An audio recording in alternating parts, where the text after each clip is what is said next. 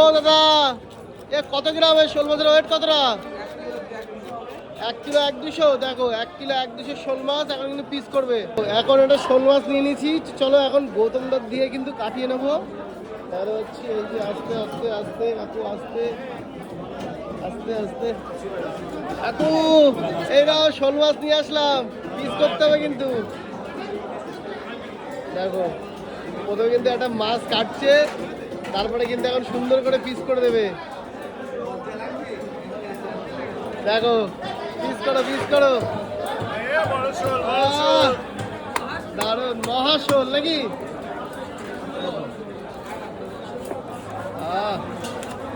দেশি, একদম পুরো দেশি। দেখো বলুন এখন পিস করবে সুন্দরভাবে।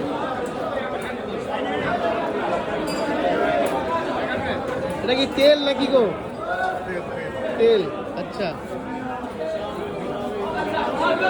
5 পিস হবে দাদা?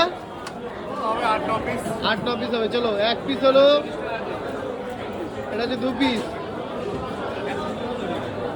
3 পিস,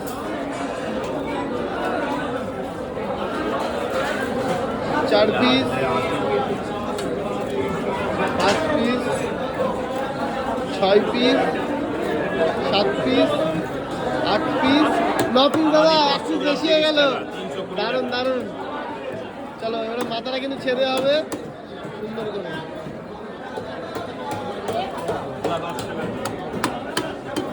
খালি 11 পিস হলো তাই তো? একদম একদম। চলো দাদা ভালো আছো তো? একদম।